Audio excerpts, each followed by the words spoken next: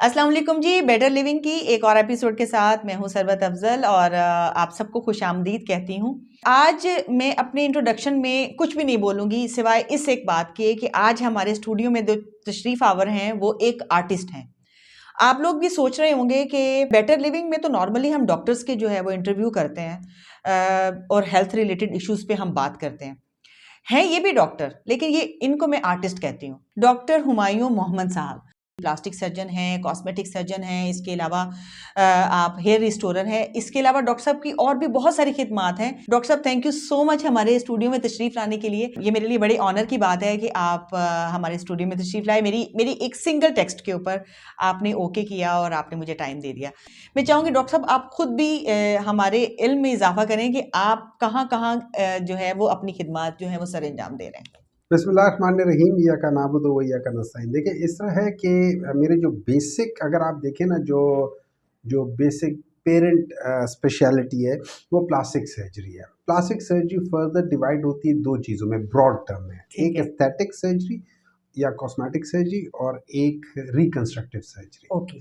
Reconstructive surgery चूँकि मैं किसी इंस्टीट्यूशन के साथ नहीं हूँ तो मैंने नहीं की, तो मैंने पाकिस्तान वापस आके मैं सिर्फ और सिर्फ कॉस्मेटिक सर्जरी में लग गया। कॉस्मेटिक सर्जरी में फिर मुख्तलिफ चीज़ें हैं, सर से लेके पैर तक हर किस्म के ऑपरेशन है, तो वो सारे मैं करता हूँ। बेसिकली जो प्लास्टिक सर्जन होता है वो सॉफ्ट टिश्यू जो सर्जरीज होती है उनको वो ट्रांसफॉर्म या एक जगह से दूसरी जगह या अपने स्कार्स को छुपाने का उसको फन आता है, और वो चीज़ों को एनाटमी उसको बहुत अच्छी आती होती है। उसको पता होता है कि नर्व कहाँ से गुजर रही है, आर्टरीज कहाँ से गुजर रही है, उसको एक एक चीज़ का पता होता है।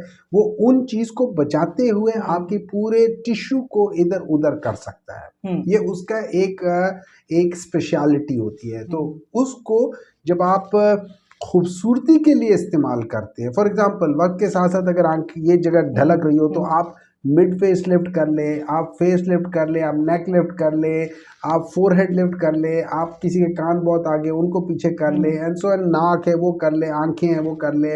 इसी तरीके से किसी की बॉडी अगर सही नहीं है तो उसको फिगर दे दें, उसको उसके तराश खराश कर दें। तो ये सारी चीज़ें जो है ना उसमें होती हैं। इसमें नॉन सर्जिकल पार्ट भी होता है और सर्जिकल पार्ट भी होता है। ठीक है। फिर उसमें एक जो नॉन सर्जिकल को हम एस्थेटिक मेडिसिन या वो भी करते होते हैं, और फिर तीसरी चीज हो जाती है वो हेयर रेस्टोरेशन।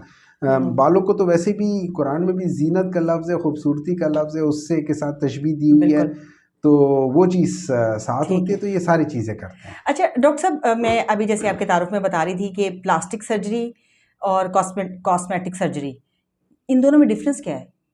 देखिए, जो लेट्स से रिकंस्ट्रक्टिव सर्जरी का मतलब ये है कि खुदा न खास्ता चोट लग गई है, ठीक है, आपका जबड़ा टूट गया। ये प्लास्टिक सर्जरी एक बड़ा है। लेट्स से प्लास्टिक सर्जरी का मतलब है आपका पूरा घर। अब आप कहेंगे कि उसमें बेडरूम में और ड्राइंग रूम में फ़र्क क्या है? Okay. So plastic surgery in सब चीज़ों को कवर करती है।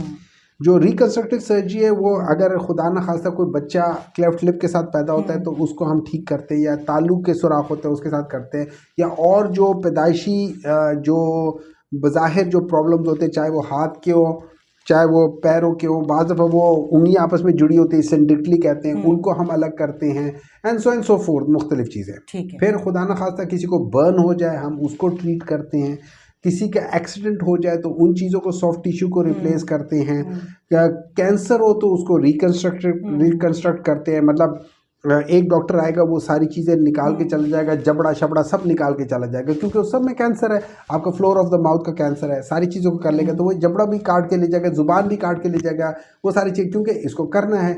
अब उसके बाद जो प्लास्टिक सर्जन होगा वो आएगा और इन सब चीज़ों को रिकंस्ट्रक्ट करेगा। आपके पैर के आप बाहर एक हड्डी होती है, फिबुला कहते हैं, उनको निकाल के साथ गोश्त वगैरह चमड़ी लेकर तो वो आपका जबड़ा बना देगा दोबारा से, बाकी चीज़ों को लेकर वो करेगा। इसको हम रिकंस्ट्रक्शन कहते हैं। और एस्थेटिक का मतलब, रिकंस्ट्रक्शन का मतलब होता है कि एक चीज़ बिगड़ गई है, आप उसको दोबारा जो नॉर्मल की तरफ लेकर जाना है। ठीक है। कॉस्मेटिक होती है कि आप नॉर्मल हैं, आपने उसको और बेहतर करना है, मतलब मजीद खूबसूरत बनाना है। मतलब देखिए, खूबसूरती इज अ सब्जेक्टिव टर्म, ठीक है। लेकिन एक शख्स है वो जैसा मर्जी भी दिखने में है, उसको आपने जरा यंगर लुक्स देने हैं।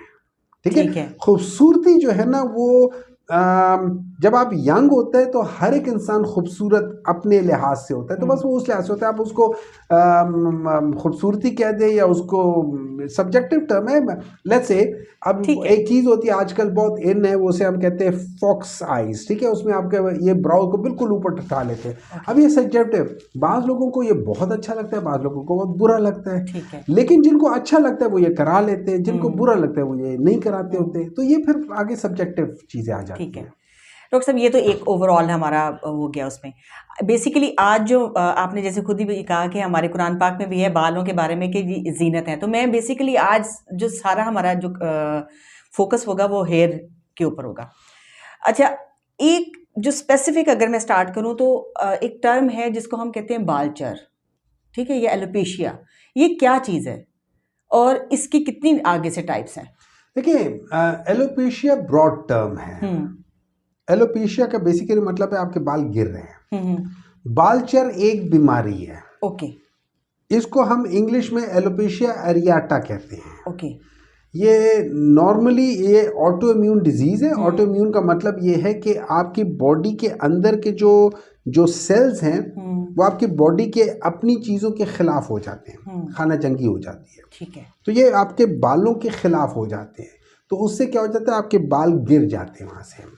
अच्छा, इसका एक डायरेक्ट रिलेशन स्पेसिफिक जगह से कहीं से भी? हाँ, इसके मुख्तलिफ चीज़ें। नॉर्मल इसका ये हो जाता है कि एक राउंड सी जगह से बाल गिर जाते हैं, वो किसी भी जगह। नॉर्मली ये यंगस्टर्स में स्ट्रेस के साथ इसकी बहुत ज़्यादा कोरिलेशन है। आपके ऑटोइम्यून डिजीज स्ट्रेस के साथ बहुत ज़्यादा कोरिलेटेड है, तो ये उस वजह से हो जाता है। अच्छा, इसमें एकदम बाल आपके नॉर्मली बच्चों के या जो जो यंगस्टर्स होते हैं उनके एग्जाम्स के आसपास ये बाल गिरते हैं। ये चीज़ वापस आ जाती है 3-4 महीनों में, आप ट्रीटमेंट करें या ना करें ये वापस आ जाती है। अच्छा। उसके बाद बाज़ दफ़ा ये वापस नहीं आते, ये फैलना शुरू हो जाते हैं और लेट्स से आपके पूरे सर में फैल जाएंगे। उसको हम एलोपेशिया टोटैलिस कहते हैं। और बाज़ दफ़ा ये पूरे जिस्म पे चले जाते हैं, तो आपके पूरे जिस्म में एक बाल भी नहीं होता।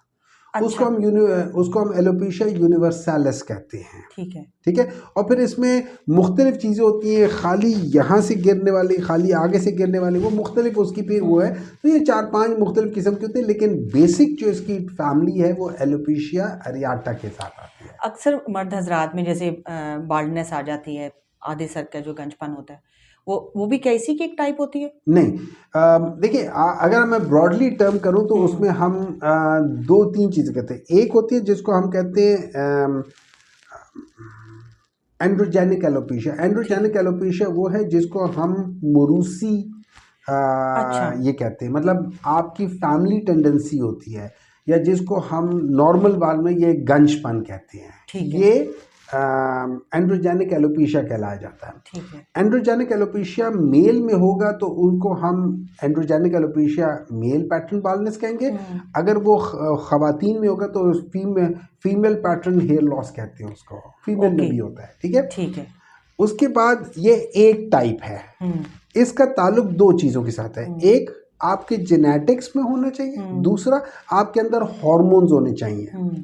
वो हार्मोन टेस्टोस्टेरोन जो होता है वो एक खास एंजाइम की वजह से एक्टिवेट होता है और चेंज होता है डाईहाइड्रोटेस्टोस्टेरोन में। ये फिर उन बालों के साथ जिनके अंदर एंड्रोजन रिसेप्टर्स होती है, मरूसी उसकी वजह से या फैमिली टेंडेंसी की वजह से, ये उनके साथ मिलके एक प्रोसेस स्टार्ट करते हैं जिसको हम मिनिएचराइजेशन कहते हैं। ठीक है। मीन्स आपका जो बालों की एक लेंथ होती है जी। जैसे आपके बालों की लेंथ काफ़ी ज़्यादा है, लेट्स से 3 फुट है। ठीक है। आपके जो साइकिल है ना वो 6 साल का है। ठीक है। क्योंकि एक साल में 6 इंच बाल लंबा होता है। ओके। ठीक है। ठीक है। आपके जिनके 3 फीट लंबे बाल होंगे उनके साइकिल 6 साल की होगी। जिनके, अच्छा, ये 2 साल से लेके 10 साल का होता है। तो जिनके बाल 5 फीट लंबे होते हैं उनका जो ग्रोथ साइकिल है वो 10 साल का होता है। ठीक है। ठीक है। और जिनके बाल वो करना चाहें वो आगे से स्प्लिट होना शुरू हो जाते हैं, लंबे नहीं होते, उनका साइकिल ही छोटा होता है। अच्छा, वो उससे ज्यादा लंबे नहीं हो वो सकते? नहीं हो सकते। और उसका कोई ट्रीटमेंट भी नहीं है? उसके ट्रीटमेंट हो सकते हैं, आप ऐसे मेडिसिन दे सकते हैं जो आपके साइकिल को जरा लंबा कर देते हैं, लेकिन वो बहुत ज़्यादा लंबा किया तो 3-4 महीनों का या 6 महीनों का गैप कर देगा तो 1-2 इंच 3 इंच से ज़्यादा आपके बाल लंबे नहीं होंगे। वैसे डॉक्टर साहब आपने ये जो बात की है, मुझे लगता है कि मेरी इन्फॉर्मेशन में इजाफा हुआ है। मेरे बाल इस लेंथ से लंबे नहीं होते, इसके बाद स्प्लिट एंड्स आना शुरू हो जाते हैं या बहुत ऐसे ड्राई होना शुरू हो जाते हैं। और आजकल मुझे बड़ा शौक भी हुआ है कि मेरे बाल जो है वो मजीद लंबे हो जाएं, बिकॉज मैं बन बनाना चाहती हूँ।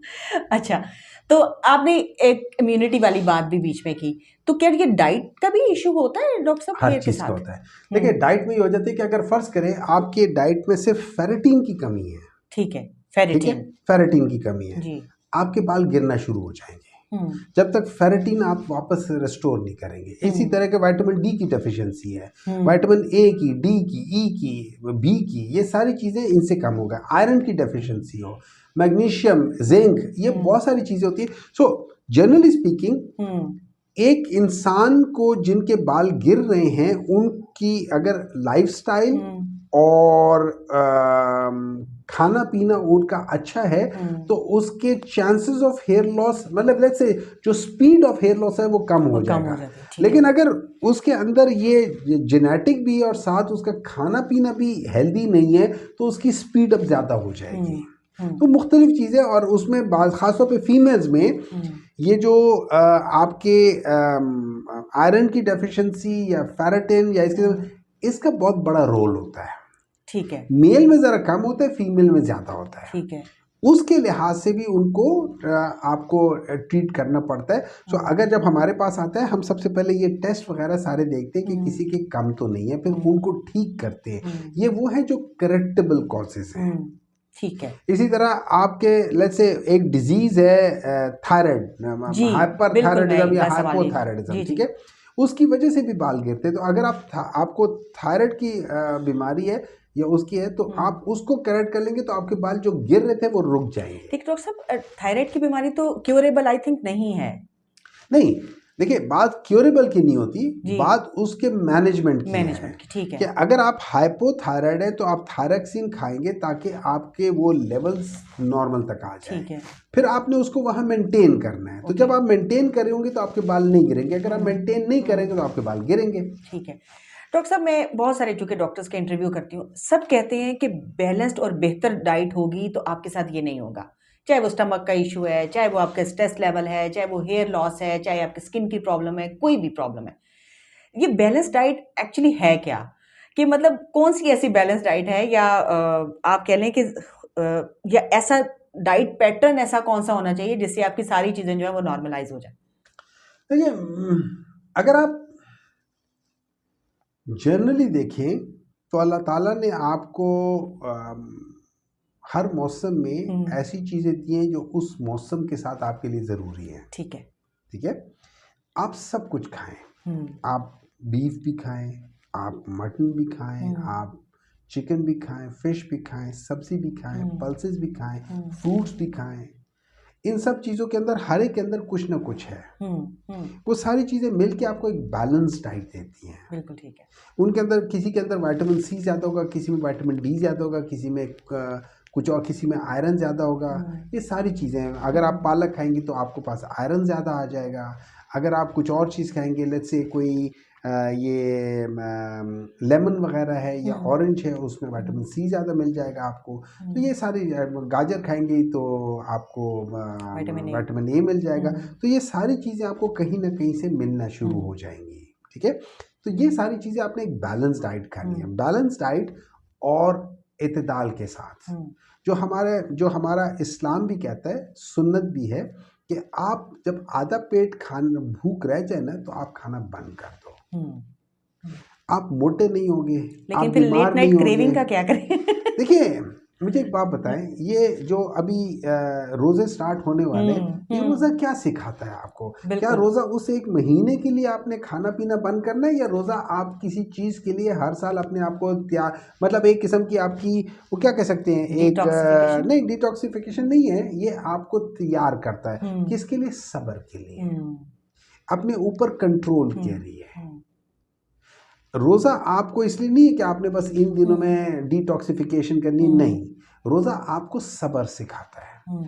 और रोज़े में हमारे अंदर सबसे कम सब्र होता है। वो हम अफ्तार के टाइम पे पूरा कर लेते हैं डॉक्टर साहब। नहीं, वो अफ्तार के टाइम पे भी सब्र नहीं होता। बिल्कुल, वो एक रश होता है, एक हवस होती है खाने की। कि भाई हमने हम्म, रोजा रख लिया। रोजा बिल्कुल आपने किसी पे एहसान नहीं किया, रोजा अल्लाह के लिए है। बिल्कुल। इसका डायरेक्ट हिसाब किताब अल्लाह के साथ है, मेरे और आपके हम्म साथ नहीं है। तो अगर, खैर मैं दूसरी तरफ जा रहा था, हम्म तो उस लिहाज से अगर देखा जाए तो आपने हर चीज़ खानी है, इत्तेदाल के साथ खानी है और हम्म, हर चीज़ खानी है। बिल्कुल ठीक है, बिल्कुल ठीक है। अच्छा डॉक्टर साहब, अब चूंकि हम हेयर फॉल की बात कर रहे थे, तो एक बड़ी एक कॉमन सी चीज़ है। चलें हम ख़वातीन से शुरू करते हैं। जब भी कोई खातून जो है वो बच्चा पैदा करती है, उसके बाद एक नॉर्मल सी बात आती है कि जी उसका हेयर लॉस जो है वो बड़ा जल्दी से होना शुरू हो जाता है। वो किस वजह से होता है? कि क्या वो किसी विटामिन की कमी की वजह से होता है, या उस वक्त कोई वो अप्रोप्रिएट मेडिसिन नहीं ले रही होती जिसकी वजह से होता है? देखिए इस तरह है कि ये जो आपने बात की है ना, हम्म ये फीमेल में बड़ा कॉमन है, हम्म पोस्टपार्टम हेयर लॉस। इसका ताल्लुक होता है एक फिजियोलॉजिक शॉक से। ठीक है। आपकी बॉडी एक फिजियोलॉजिकली एक चेंज से गुजरती है, हम्म, और इसको हम नॉर्मली, ये जो बाल गिरता है इसको हम कहते हैं टीलोजन एफ्लूवियम। हम्म, ये टीलोजन एफ्लूवियम औरतों में is the commonest cause of hair loss. ठीक है। जो मरूसी है हम्म, उससे ज़्यादा जो है ये टीलोजन एफ्लूवियम है। ठीक है। मरूसी सेकंड नंबर पे आता है। अब टीलोजन एफ्लूवियम जब आता है, आपके बाल बड़ी तेज़ी से गिरने शुरू हो जाते हैं। उसको आपने रोकना होता है। हम्म उसके लिए आपने बाद मेडिसिन देनी होती है कि ये बाल जो है ना, ये उस साइकिल से बाहर निकल आए। हम्म तो वो, अच्छा, उसमें normally physiological stress, hmm psychological stress, emotional stress, operation का स्ट्रेस, ऑपरेशन के बाद भी बाल गिरते हैं, ये 4 5 6 मुख्तलिफ स्ट्रेसेस जो होते हैं ना, इसकी वजह से आपके बाल गिरते हैं, जो जिस कैटेगरी में जो आप बता रही ठीक है। थी। तो डॉक्टर साहब, इसके लिए क्या करना चाहिए किसी भी खातून को ड्यूरिंग प्रेगनेंसी या आफ्टर प्रेगनेंसी? देखिए, एक तो ये है कि आपने अपने जो ये सारे मल्टीविटामिन्स और ये सारी चीज़ें, या डाइट एक अच्छी खानी चाहिए जिसमें बैलेंस डाइट हो, ख़ासतौर पे आयरन का वो है, फेरेटिनिन हो गया, मैग्नीशियम हो गया, और चूँकि now you are also feeding somebody else, तो आपने ये सारी चीज़ों का ख्याल रखना है। ठीक है, एक चीज़ वो करना है।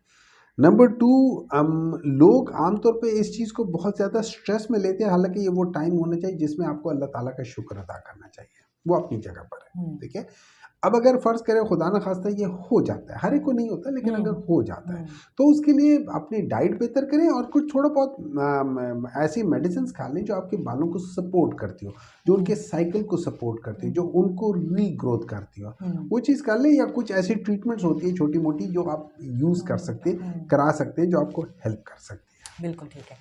अच्छा, ये तो एक फैक्टर, एक ये वाला भी हो गया। दूसरा फैक्टर जो बड़ा कॉमन है, आजकल बाल बहुत जल्दी ग्रे हो रहे हैं, वो क्यों हो रहे हैं? देखिए, जो जब ऑक्सीडेटिव स्ट्रेस होता है ना, जब आपकी बॉडी के अंदर जो हम ये कहते हैं ना, धूप में बाल सफ़ेद किए फलाना, उसका नॉर्मली उससे मकसद ये है, एक बंदा बहुत स्ट्रेस कर रहा है, मेहनत कर रहा है, उसके वो है, उसकी वजह से हो जाता है। अच्छा, इसमें एक जेनेटिक एलिमेंट है, टाइम का भी है, जेनेटिक भी है। बाज़ की फैमिलीज में जल्दी हो जाता है। ठीक है, उसके साथ साथ ये हो जाता है कि जो स्ट्रेस है ना, तो वो आपके स्ट्रेस की वजह से आपके जो जो पिगमेंट है बालों के अंदर, वो जल्दी ख़त्म हो जाता है। ओके, तो ये सारी चीज़ें आपस में इंटरलिंक होती है, लेकिन ज़्यादा इसका ताल्लुक आपके जेनेटिक मेकअप से है कि आपकी फैमिली में क्या हिस्ट्री है, और ऑब्वियसली एज रिलेटेड भी है। ठीक है। लेकिन डॉक्टर साहब, मैं अगर अपनी बात करूं तो मेरे बहुत ग्रे हेयर्स हैं, कि मैंने डाई से ज़रा छुपाए हुए हैं बाल। तो मेरे तो अगर फैमिली में देखा जाए तो उनके तो बिल्कुल भी नहीं थे। मतलब मेरी दादी जितने मेरे अभी बाल सफ़ेद देखिए, हैं, उनके जब उनकी डेथ हुई। उस ज़माने की डाइट, आजकल की डाइट, उस ज़माने में स्ट्रेस नहीं होता था। आजकल हर एक को स्ट्रेस है। आजकल हर एक कभी इधर के भाग दौड़ में, कभी उधर के भाग दौड़ में, प्रोग्राम किए है, पॉडकास्ट करना है, किसको बुलाएं, ये करें, सवालात प्रिपेयर करें, ये सारी चीज़ें, दीज आर सबकॉन्शियस स्ट्रेस है। उसकी वजह से ये चीज़ें चल रही हैं। बिल्कुल, क्योंकि मैंने आजकल स्कूल गोइंग बच्चों को भी देखा है। मैं इसीलिए, जैसे आप जिक्र कर रही थी ना, स्कूल गोइंग बच्चे भी, उनके भी बाल ग्रे हो रहे हैं अब, या तो अच्छा, उसमें ज़्यादातर ये हो जाता है, वो फैमिली बात से ये हो जाता है ना, कि एक ही फैमिली के अंदर आप लोग इंटर फैमिली मैरिजेस हो जाती हैं, उनकी वजह से जो जीन्स लेट्स से डोमिनेंट नहीं है। मतलब एक चीज़ होती है वो रिसेसिव जीन है और एक है डोमिनेंट जीन्स है। जब दो रिसेसिव जीन इकट्ठे मिल जाए तो वो डोमिनेंट हो जाते हैं। तो बाज़ दफ़ा अगर आप फैमिली के अंदर वो करते हैं तो इस किस्म की जीन्स जो हो जाते हैं ना, ख़ासतौर पे बाज़ बीमारियाँ भी ऐसी है जिसके लिए आपको अगर आपकी फैमिली में वो बीमारी है तो आपको शादी करने से पहले वो टेस्ट कराना चाहिए कि कहीं आपके जिससे शादी हो रही है वो भी तो नहीं है इस लिहाज से। उससे ये हो जाता है कि आप उन चीज़ों से, और बिल बाज़ दफ़ा ये बच्चे जो डाउन सिंड्रोम वाले होते हैं वो से उनसे उनका ज़्यादा ताल्लुक इसी वजह से है कि वो जीन्स इकट्ठे आ जाते हैं और अब प्रॉब्लम हो और जाती ये है। टेस्ट कौन सा होता है डॉक्टर साहब? ये मुख्तलिफ टेस्ट होते हैं, मतलब ठीक आपके है। जेनेटिक आपको वो देखते हैं कि आपके अंदर क्या क्या चीज़ें जो मुख्तलिफ बीमारियां होती हैं उसको करके देखते हैं कि यार ये कहीं इसमें है तो नहीं। कुछ चीज़ें वो लोग खुद ही चेक करते हैं फिर। वैसे डॉक्टर साहब मैं जो कि इस बारे में रिसर्च भी करती रहती हूँ और सारी चीज़ें, एक पहले भी डॉक्टर साहब आए थे, उन्होंने भी ये बात की कि जी ये पाकिस्तान में जो है वो लॉ पास होना चाहिए कि इनफर्टिलिटी का जो है वो टेस्ट मेल का पहले होना चाहिए, और उसके अलावा थैलेसीमिया का टेस्ट जो है वो खुदा मतलब एक साहब हैं, वो अक्सर सोशल मीडिया पे अपील करते रहते हैं कि खुदारा शादी से पहले जो है वो थैलेसीमिया का टेस्ट जो है वो लाजमी करवा लिया करें, क्योंकि बाद में बच्चों को बड़ी प्रॉब्लम्स होती हैं। इसी तरह जैसे आपने भी कहा कि शादी से पहले वो ज़रूर ये टेस्ट कर लें। तो डोंट यू थिंक कि फिर हमारे यहाँ पर पाकिस्तान में ये जितनी भी हमारी जो हेल्थ रिलेटेड एसोसिएट्स हैं, इन लोगों को मिलके कुछ इसमें करना चाहिए कि शादी से पहले जो है वो इस तरह के कुछ जो टेस्ट हैं वो हो जाने चाहिए, और उनके ऊपर जो है वो मिलके कोई काम करना चाहिए। देखिए, अगर किसी फैमिली में थैलेसीमिया है, जिसको हम थैलेसीमिया ट्रेट कहते हैं, ठीक है, अगर है तो उनको तो ज़रूर करना चाहिए। बिल्कुल ठीक है। और ये नॉर्मली आपको पता चल जाता होता है, शुरू में पता चल जाता है। अगर फ़र्ज़ करें नहीं पता चलता है तो फिर कुछ कह नहीं सकते उसका। और पूरी दुनिया में हर एक नहीं कराता होता। लेकिन जहाँ आपको पता होता है ये थैलेसीमिया ट्रेट है, वहाँ तो आप पर लाजिम हो जाना चाहिए कि अगले का ज़रूर टेस्ट कराएं। ये मैं वो उस तरफ ये निशानदेही कर रहा था। इसी तरीके से जब आप दो फैमिली वाले आपस में इंटर मैरिजेस कर रहे हो, फर्स्ट कजन्स कर रहे हो, तो फिर आपको बात चीज़ों को एक्सक्लूड कर देना चाहिए कि यार ये चीज़ें हम एक्सक्लूड कर लेते कि हैं तो नहीं। और ये सिंपल सी चीज़ है, तो ये छोटा है, लेकिन इसके लिए अवेयरनेस चाहिए। इसके लिए अवेयरनेस के साथ साथ इसके लिए देखिए, पाकिस्तान में जो प्रॉब्लम है एज अपोज टू बाहर, पाकिस्तान में फैमिली मेडिसिन नहीं है। ओके, ठीक है, ये सारी वो चीज़ें होती थी जो बाहर में जीपी या बाहर में जो फैमिली फिजिशियन होता है ना, आपके पूरा फैमिली रिकॉर्ड उनके पास होता है। हम आज इसके पास जा रहे हैं, कल उसके पास जा रहे हैं, परसों उसके पास जा रहे हैं, कुछ पता नहीं है कि किधर किधर जा रहे हैं। वहाँ आपने सबसे पहले ये रेफरल सिस्टम, तो पाकिस्तान में अनफॉर्चुनेटली हमारा यहाँ पे निज़ाम है ही नहीं। तो जब निज़ाम नहीं है तो फिर सब कुछ भरम है, कभी कोई इधर जा रहा है, कोई उधर जा रहा है। आपको यहाँ पे जो बैकबोन ऑफ द मेडिसिन है वो फैमिली मेडिसिन है। आप उसके पास जाते होते हैं, आपके पूरे बच्चों का रिकॉर्ड, आपके बीवी का, बहन भाइयों का, माँ बाप का सारा रिकॉर्ड उधर होता है। सो उसको सारा पता होता है कि इस बंदे की फैमिली हिस्ट्री क्या है, इसकी क्या चीज़ है, and then you continue doing that thing. और जब आप फर्ज करें वहाँ से शिफ्ट कहीं और हो रहे हैं, तो ये सारा रिकॉर्ड आपके साथ किसी और फैमिली फिजिशियन के पास, बाहर you have to register with the family physician. Okay, it's a must. आप अगर इंग्लैंड चले जाएं, अमेरिका चले जाएं, तो आपने वहाँ का उस एरिया का जो फैमिली फिजिशियन है, फैमिली फिजिशियन है या जनरल प्रैक्टिशनर है, आपने उसके साथ रजिस्टर कराना ज़रूरी होता है। वो इसी वजह से ही होता है कि सबसे पहले आप उसके पास जाते हैं। वो जो नहीं कर सकता वो स्पेशलिस्ट के पास रेफर करता है, और स्पेशलिस्ट उसको भी जवाब देता है, जो आपको जवाब देता है वो उसको लिख कर भेजता है। तो in other words there is एक प्रॉपर तरीके से रेफरल सिस्टम है जो पाकिस्तान में नहीं है। बिल्कुल ठीक है। अच्छा डॉक्टर साहब, आपने कहा कि जैसे मैंने बाल्डनेस की शुरू में बात की थी मेल की, मैंने तो आपने कहा फीमेल में भी होता है, तो मैंने बिल्कुल ठीक है। मैंने अक्सर देखा है, क्या ये मुझे आप करेक्ट करिएगा, कि जैसे बच्चियाँ होती हैं, माएँ उनकी बहुत कस के पोनियाँ बांधती हैं, तो उनके जो कहा जाता है कि जी आगे से बाल चले जाते हैं, इज दैट ट्रू? जी, इसको हम कहते हैं ट्रैक्शन एलोपेशिया। अच्छा, ये ओके। आमतौर पर अगर आप देखें जो अफ्रीकन अमेरिकन जो रेसेस हैं, वो आमतौर पे बालों को बहुत टाइट बांधते हैं, और उनके आप देखते हैं ये पीछे जा रहे होते हैं, तो that is called traction alopecia. It's very common जी। ठीक है, तो उसके लिए आपको बहुत टाइट नहीं बांधना चाहिए। ये तो हमने मुख्तलिफ उसमें बात कर ली, हम लोगों की जो चीज़ें। अब थायराइड की भी आप बात कर रहे थे कि थायराइड की वजह से भी बाल जो है वो गिरते हैं, आपने मैनेजमेंट की उसमें बात बता दी। अच्छा, अब बताएं डॉक्टर साहब, जैसे डाई जो है वो बड़ा कॉमन है, हेयर डाई या केमिकल ट्रीटमेंट जो है, आप बोटॉक्स करा रहे होते हैं, डिफरेंट हेयर ट्रीटमेंट्स हैं, डाई लगा रहे होते हैं, इसकी वजह से कहा जाता है, मिथ है या रियलिटी आई डोंट नो, कि बाल जो है वो जल्दी सफ़ेद होना शुरू हो जाते हैं। इधर देखिए, ऐसा है कि आप डाई लगाते क्यों हैं? डॉक्टर साहब अच्छा लगने के लिए नहीं, डेफिनेटली। डाई मैं तो नॉर्मली खैर देखिए, एक होता है कि आप आपके बाल ब्राउन है, आप उसको लाइट करना चाहते हैं या आप उसको डार्क करना चाहती हैं। लेकिन ज़्यादातर लोग जो डाई तब लगाते हैं जब उनके बाल सफ़ेद हो रहे होते हैं, बिल्कुल ठीक है? बिल्कुल अदरवाइज़ वो बिल्कुल। नहीं लगाते हैं, ठीक है? हम्म। हाँ, बाज़ लोगों को लेकिन ये होता है कि ख़वातीन वो में कम कर जैसे रहे हैं। हाँ, मेरा नहीं ख़्याल कि उससे आपके बालों को कोई प्रॉब्लम होती है। तो उसमें मतलब उससे बालों का कैरेक्टर बदल सकता है, लेकिन अच्छा, उसमें बालों का मतलब पिगमेंट जो है ना, वो तो बालों की जड़ों के अंदर से आ रहे हैं ना, ओके, उसको तो कोई प्रॉब्लम नहीं आ रही। ठीक है। तो मेरा नहीं ख्याल, मेरी ज़ाती ये राय है कि मेरा नहीं ख्याल कि डाई लगाने से, लेट्स से वो लोग जो कि अपने जिनके बालों का कलर लाइट ब्राउन है और वो डार्क ब्राउन करना चाहते हैं, या जिनके बालों का कलर ब्राउन है वो रेड करना चाहते हैं फॉर एनीथिंग, उनका इससे स्ट्रीकिंग भी ताल्लुक जैसे नहीं, या करते हैं, स्ट्रीकिंग कर लेते हैं, उनका इससे ताल्लुक नहीं होना चाहिए। ठीक है। अच्छा, आपने डॉक्टर साहब कहा कि उनका स्ट्रक्चर चेंज हो सकता है डाई लगाने से, स्ट्रक्चर उसका क्या मतलब है?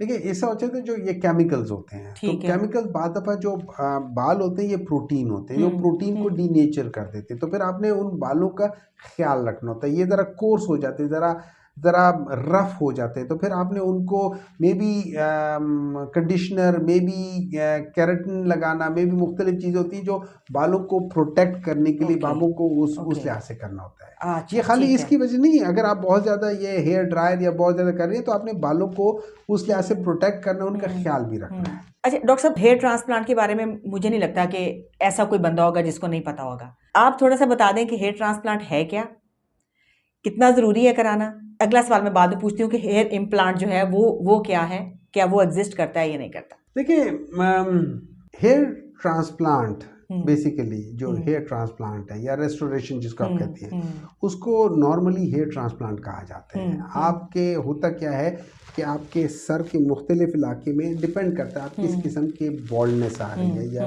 गंजपन किस किस्म का है, फ्रंट से आ रहा है, बैक से आ रहा है, जो भी है, लेकिन अगर है गंजपन है तो उसको आपने ऑपरेशन से कैसे ठीक करना है। तो वो ये हो जाता है कि आपके सर का ये पिछला हिस्सा होता है, ये बाल आमतौर पे अगर इतना भी रह जाए ना, फ्रिल रह जाए, तो वो रहती है। तो आप बेसिकली नॉर्मली इतना कोई 6 इंच का, 8 इंच का पीछे यहाँ पे इतने बाल रहते हैं, आप वहाँ से जड़ें लेते हैं और सर के इधर लगा लेते हैं। तो बेसिकली जैसे पेवंतकारी होती है कि आप वो चावल जो होते हैं वो आप एक एक करके वो ठीक है लगाते हैं, उसी तरीके से ये बाल भी होते हैं। ठीक है ये आप जड़ों समेत लेते हैं और दूसरी जगह पे लगा लेते ठीक हैं। है उसके बाद ये कुछ अरसे के लिए, जैसे जब आप गुलाब का एक फूल या कोई और गुलाब का एक पौधा या कोई और पौधा एक करें तो उसके पत्ते कुछ अरसे के लिए झड़ जाते हैं, इसी तरीके से ये बाल भी गिर जाते हैं, उनको हम शॉर्ट लॉस कहते हैं।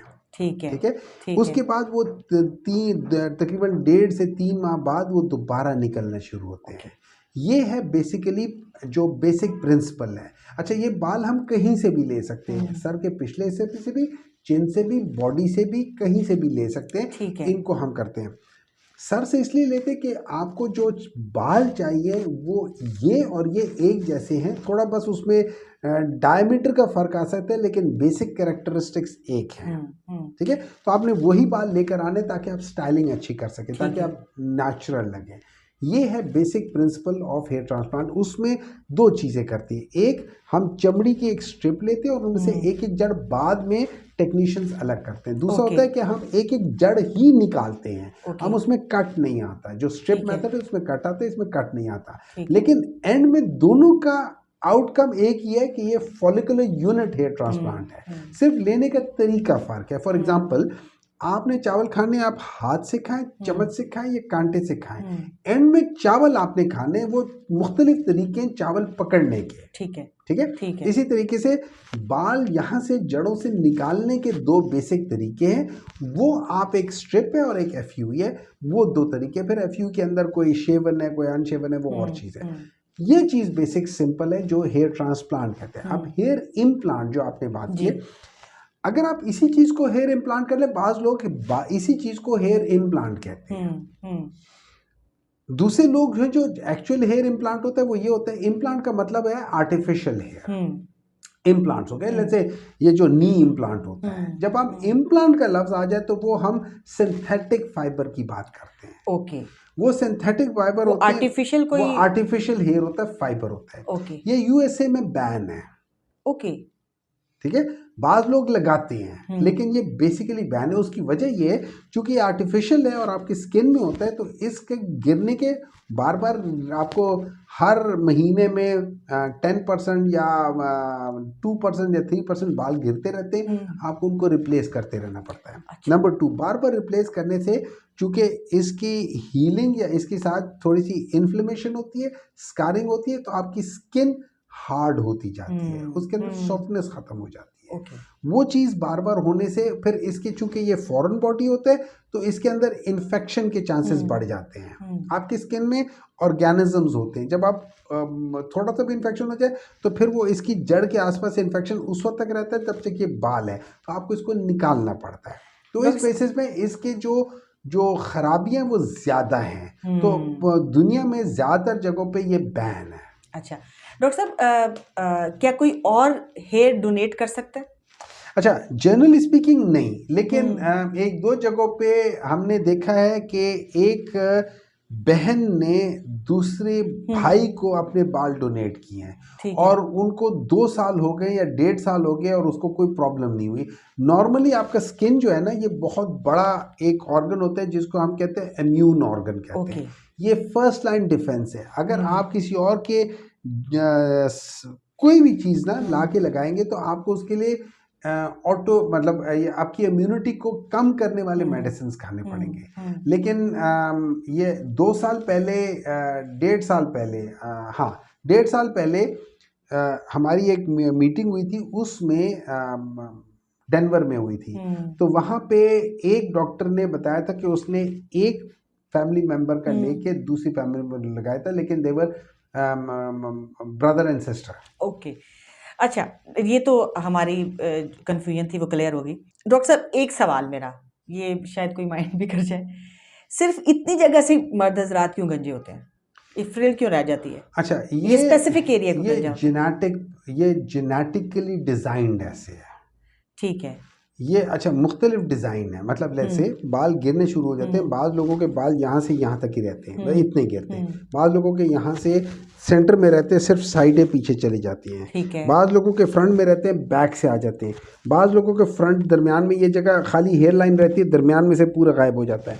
ये मुख्तलिफ पैटर्न है, लेकिन नॉर्मली तो यही हिस्सा ज्यादा नॉर्मल ये एंड हर एक का यहाँ आ जाता है कि इसको हम टाइप 7 कहते हैं कि यहाँ से लेके यहाँ बैक तक ये सारा एक एरिया खत्म हो जाता है और उसको कहते हैं, इसको टाइप 6 से टाइप 7 कहते होते हैं। तो ये आप ये समझ लें कि ये स्टेज है, एंड में आ जाता है, लेकिन हर एक यहाँ नहीं पहुँचता। ठीक है।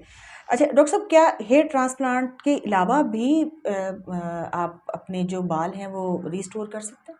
कोई ऐसा ट्रीटमेंट है नॉन सर्जिकल? देखिए, नॉन सर्जिकल में मुख्तलिफ ट्रीटमेंट्स हो जाती हैं। आप PRP कर लेते हैं आजकल एक्सोसोम में, हालांकि एक्सोसोम्स USA में बैन है, ठीक है, लेकिन लोग एक्सोसोम्स कर रहे हैं। उसमें आप इंजेक्ट नहीं करते, उसमें आप ऊपर ही टॉपिकल लगा रहे होते हैं। फिर मुख्तलिफ मेडिसिन हैं जो इसका करते हैं। मिनॉक्सिडिल एक टैबलेट है, कैपेल्यू के नाम से आती है, वो अगर आप खाएं लेकिन ये सब खाने के लिए आपको डॉक्टर के पास जाना पड़ेगा, खुद नहीं करना, ठीक है। तो वो चीज़ें, उससे आपके बालों की वो हो जाती है। फिर फीमेल के लिए आपको मुख्तलिफ कॉम्बिनेशन करनी पड़ती है, मेल के कॉम्बिनेशन करनी पड़ती है। फिर लो डोज लेजर थेरेपीज हैं, आप वो करते हैं। तो गर्ज के मुख्तलिफ किस्म की ट्रीटमेंट्स हैं और आपको इनमें ज़्यादातर आपने इनमें एक किस्म का आप ये समझे कॉम्बिनेशन ट्रीटमेंट देनी होती है, एक नहीं मुख्तलिफ कॉम्बिनेशन ट्रीटमेंट देनी होती है। क्या खवातीन ट्रांसप्लांट करवा सकती हैं? हाँ इजीली, मतलब उनके कोई देखिए, खवातीन में ज़्यादातर जो खवातीन होती है ना, उनके बाल उतने कम नहीं होते। नंबर 2,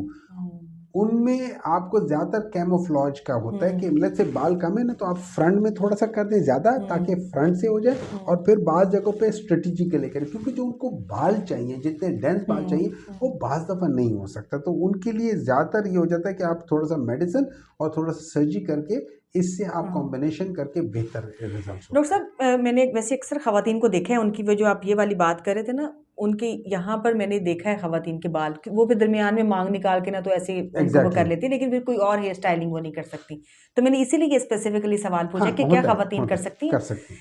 ठीक है डॉक्टर साहब, हम चूंकि बात कर रहे थे खवातीन से रिलेटेड ना, तो क्या हार्मोनल इम्बैलेंसमेंट की वजह से भी हेयर लॉस होता है? खवातीन में जो जो एस्ट्रोजन है, जो उनका मेन हार्मोन है, ठीक है। वो एस्ट्रोजन हार्मोन जो है ना, ये जब आपका डाइहाइड्रोएपिएंडोस्टेरोन जो है ना, वो कन्वर्ट होता है एस्ट्रोजन में थ्रू एन एंजाइम एरोमेटेज। अगर आपके एरोमेटेज इनहिबिटर्स हैं तो ये इसमें कन्वर्ट नहीं होगा, तो आपका जो टेस्टोस्टेरोन ज़्यादा बनना शुरू हो जाएगा, तो आपके बाल गिर सकते हैं। ठीक है, एक तो ये आपका एस्ट्रोजन वैसी एंटी एंड्रोजन है। नंबर 2, उसमें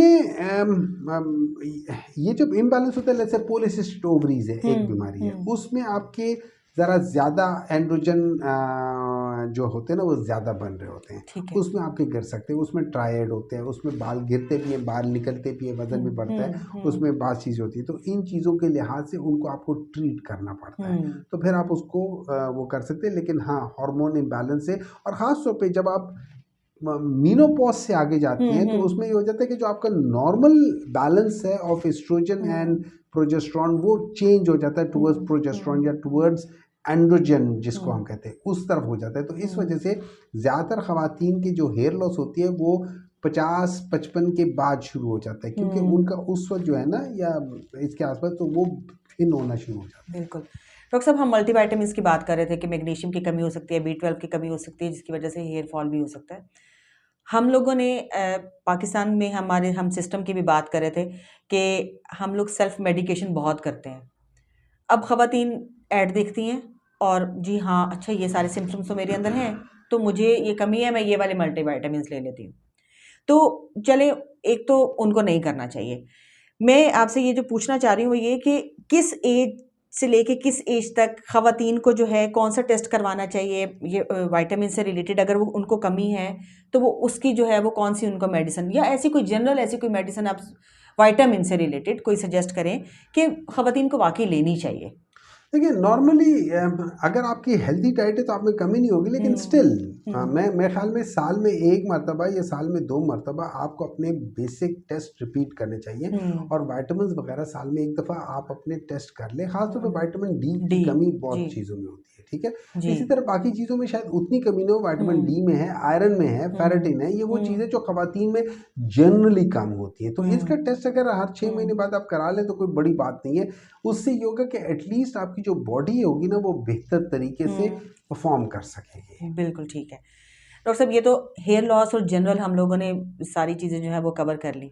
अब जैसे चूंकि मैंने आपको इंट्रो में भी कहा था कि आप एक आर्टिस्ट आदमी हैं तो जो कॉस्मेटिक सर्जरी होती है इसके बारे में बड़ी मिथ्स हैं, या आप कह लें ये हेयर ट्रांसप्लांट के बारे में मिथ्स हैं कि जी इसके बाद जो है जो कैंसर होने के चांसेस बहुत ज़्यादा होते हैं और ये नहीं करवाना चाहिए, ब्ला ब्ला ब्ला ब्ला। इनमें कितनी सच्चाई है? कुछ भी नहीं, मतलब इसके कोई नुकसानात नहीं है कॉस्मेटिक सर्जरी के, या कुछ ऐसे? नहीं, आप क्लेम करते हैं इस चीज़ पे? हाँ, नहीं, मैं क्लेम नहीं करता हूँ, ये साइंस क्लेम करती है। साइंस क्लेम, देखिए ऐसा है, अगर हम लेट्स से जो मिथ है कैंसर का, वो सिर्फ ब्रेस्ट की सर्जरी से, ब्रेस्ट ऑगमेंटेशन है जिसमें वो इम्प्लांट हम डालते हैं, ओके, उसके साथ है। लेकिन उसकी बहुत सारी स्टडीज हैं जो बताती हैं कि जिन लोगों की सर्जरी हुई थी और जिनकी नहीं हुई थी, उनमें एक जितने चांसेस हैं कैंसर होने के। बिल्कुल ठीक है। तो इस वजह से, इसकी वजह से एनहांस नहीं होता। हाँ, ठीक है। अभी रिसेंटली एक नए किस्म का है जो इम्प्लांट लगाते हैं, उनके इर्द गिर्द होता है, लेकिन वो बहुत रेयर है। ओके, लेकिन वो हो सकता है। उसके लिए अगर बात सिम्टम्स या बात साइंस आ जाए तो आपको ये करना पड़ता है, और उसमें इम्प्लांट को बदल दिया गया है, ये चीज़ है। उसके अलावा आप फेस लिफ्ट करवाती हैं, आप नाक ठीक करवाती हैं, आप आईलिड करवाती हैं, आप लापोसक्शन करवाती हैं, टमी टक करवाती हैं, वगैरह वगैरह वगैरह जो चीज़ें कराती हैं, उससे कोई वो नहीं, तो आपके अपनी बॉडी का हिस्सा है। कहीं से हम काट रहे हैं, कहीं से हम उसको टाइट कर रहे हैं, कहीं से हम उसको खींच रहे हैं, वगैरह वगैरह वगैरह, उसके से कोई ताल्लुक नहीं है। डॉक्टर साहब, मुझे नो सर्जरी की ज़रूरत है? देखिए, इस तरह होता है कि मेरी नज़र में वो कहते हैं only the wearer know where the shoe pinches. ठीक है। कॉस्मेटिक सर्जरी की सिर्फ एक इंडिकेशन है कि क्या वो शख्स कॉन्शियस है उसकी वजह से या नहीं, क्या उसको वो चीज़ तंग कर रही है या नहीं। अच्छा, तंग का मतलब ये है कि मैं फ़र्ज़ करें, अब अगर मेरे ये जगह लटक रही है, ठीक है, मैं इससे इतना कॉन्शियस हूँ कि ये मेरे सेल्फ एस्टीम और मेरे कॉन्फिडेंस पे इम्पैक्ट डाल रहा है। बिल्कुल ठीक है। तो फिर मुझे ये सर्जरी करा लेनी चाहिए अगर मैं अफोर्ड कर सकता हूँ। लेकिन जस्ट बिकॉज के फलाने ने मुझे कहा है या उसने मुझे कहा है या लोग मुझे देखेंगे उसके लिए कराएंगे, तो फिर प्रॉब्लम आने शुरू हो जाएगी। क्योंकि फिर आज कोई शख्स कुछ कहेगा, कल कोई शख्स कुछ कहेगा, तो आप किन किन को खुश करोगे? ये बेसिकली आपने जब आप आईने में अपने आप को देखते हो तो आपको अच्छा आप उससे चाहिए। कितना होता है। अच्छा, अब इसमें एक और प्रॉब्लम आ जाता है। एक डिजीज है जिसको हम कहते हैं बॉडी डिस्मॉर्फिक सिंड्रोम। ठीक है। वो इस तरह है कि आपको अपना आप पसंद ही नहीं है। तो आप कह देते हो कि यार मेरी ये आंखें भी ठीक नहीं है, मेरे ये भी ठीक नहीं है, मेरे ये ठीक नहीं है, बाजू ठीक नहीं है, फलाना ठीक नहीं है, नाक ठीक नहीं है, कान ठीक नहीं है।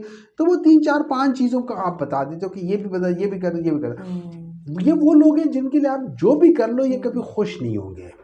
सो ये वो लोग हैं जिनको जब हमारे पास इस किस्म के लोग कंसल्टेशन के लिए आते हैं हम उनको ना कहते हैं, because they are not the right patient. आपकी प्रैक्टिस अच्छी होने के लिए पेशेंट सिलेक्शन होना बहुत ज़रूरी है, और उसमें बॉडी डिस्मॉर्फिक को आइडेंटिफाई करना बहुत ज़रूरी है। बॉडी डिस्मॉर्फिक सिंड्रोम वाले लोग हैं वो कॉस्मेटिक सर्जरी के टेररिस्ट हैं। ओके।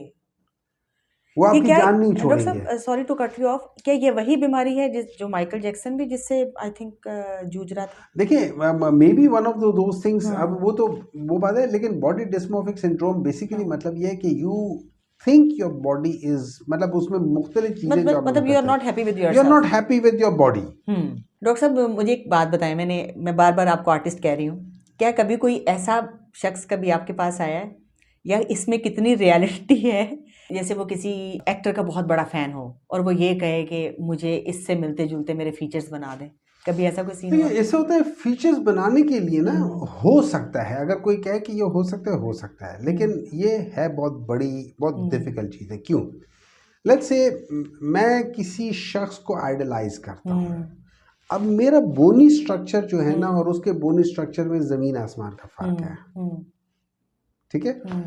फॉर एग्ज़ाम्पल, अगर मैं दो खूबसूरत जो क्या कह सकते हैं एक्ट्रेसेस हैं, उन दोनों को देखो तो उनका bony structure, let's say Kareena Kapoor हो गई और किसी और को देख ले, काजोल हो गई, इन दोनों का फेस का बोनी स्ट्रक्चर फ़र्क है। बिल्कुल ठीक है। तो अगर कोई शख्स करीना कपूर की तरह करना चाहिए तो उसके जॉ लाइन ज़रा स्ट्रॉन्ग होगी। उसके लिए फिर मुझे जॉ लाइन के लिए मुझे कुछ करना पड़ेगा, उसकी चीक बोन्स को मुझे ज़रा स्ट्रॉन्ग करना पड़ेगा। तो वहाँ पे मुझे इम्प्लांट्स डाल के उस जैसा उसके स्ट्रक्चर, आपकी जो स्किन है ना और सॉफ्ट टिश्यू है, ये बिल्कुल इस तरह जैसे आपके कपड़े हैं। ओके। जो असल जो आपकी शेप आती है वो आपके बोनी स्ट्रक्चर से आती है। अगर आपकी आईज हैं, बड़ी हैं, तो आपने आईज को बड़ी करने के लिए फिर आपने पूरी आई का ऑर्बिट वगैरह बहुत सारी चीज़, वो ज़रा मुश्किल तरफ जानी शुरू हो जाती है। तो क्या वो उसकी तरफ जाते? हाँ, छोटा मोटा बेहतर करना कि मुझे मेरी नाक जो है ना वो इस तरह है, उसमें थोड़ी सी खड़ी कर दें या इस तरह कर दें, वो छोटी मोटी चीज़ें हो सकती हैं। लेकिन जनरली स्पीकिंग मैं इसको डिस्करेज करता हूँ। अगर कोई आके मुझे कहता है कि मेरी नाक उस जैसी बनानी है, मैं कहता हूँ अगर मुझे उस जैसा बंदा ला दो मैं उसकी नाक उस जैसी बना दूंगा। लेकिन डॉक्टर साहब, अगर आप बॉलीवुड या हॉलीवुड की कुछ मूवीज देखें या इनके ड्रामाज जो हैं, इंडियन की ड्रामा, वो तो जाता है और सर्जरी करके जब वापस आता है तो उसकी तो शक्ल बिल्कुल चेंज हो जाती है। वो तो उसमें तो देखे ना, उसमें तो ये भी होता है ना कि वो एक आदमी भाग रहा होता है और उसको सारे कोई 50 बंदे मिलके गोलियां मार रहे होते हैं और उसको गोलियां नहीं लग रही होती हैं, और वो खड़े होके जब मैं गोली मारने शुरू करते तो सब गिरना शुरू हो जाते हैं। तो वो तो फिर और चीज़ है ना, वो तो दैट्स। लेकिन कैन इट बी डन? हाँ, I am sure there are people जिनके अंदर इतना स्किल है कि वो उस वक्त तक, उस हद तक जा सकते हैं। तो लेकिन इट्स मतलब ये एक बहुत बड़ी अंडरटेकिंग है। आई थिंक मतलब इसमें आपको वो इतना एफर्ट्स डालने ही नहीं चाहिए। मतलब ठीक है, आपको अल्लाह ताला ने बनाया, वही आपकी बात से मैं एग्री करूंगी कि हाँ, थोड़ी बहुत, अगर जैसे मुझे अपने नाक से बड़ा प्रॉब्लम है तो मैं ये चाहती हूँ कि मैं थोड़ा, मेरा नाक जो है वो एक जैसा हो जाए तो मैं मतलब उनको करवा लेना चाहिए। तो ये मैं आपकी बात से मैं एग्री करती हूँ। वैसे एट द एंड मैं कुछ आपसे लाइटर नोट पे और भी पूछना चाहती हूँ कि आप कुछ बताना चाहेंगे कि ऐसे कौन से लोग हैं जो कि जिन्होंने जो ऐसी बहुत सारी कॉस्मेटिक सर्जरी या इम्प्लांट करवाए हैं, रिनॉन पर्सन ना?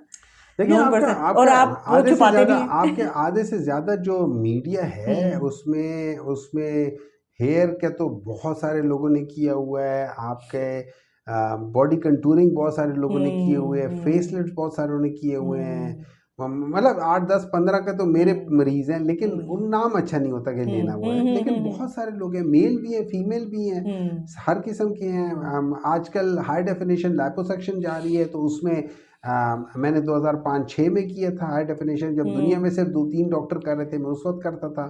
तो बहुत सारे हैं और करते हैं और करना चाहिए, मतलब हर वो देखिए, अगर आपके पास, अगर आप साहिब इस्तिताअत हैं, आपके पास पैसा है, आपने कब्र में तो नहीं लेकर जाना ना, बिल्कुल। तो अपने ऊपर खर्च करें, अगर आपको कोई चीज़ अच्छी लगती है आप ज़रूर कराएं।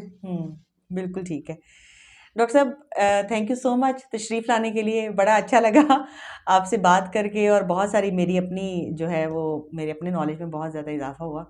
मैं आपको दोबारा भी ज़हमत दूंगी, हम लोग कॉस्मेटिक सर्जरी के ऊपर जो है वो ज़रूर ज़रा डिटेल से बात करेंगे, क्या क्या हो सकता है, कैसे कैसे हो सकता है, और जो नॉन सर्जिकल होते हैं वो कौन से हम करवा लें तो वो ज़्यादा बेहतर होता है, सर्जिकल जो है वो किस किस हद पे जाके वो करवाना चाहिए।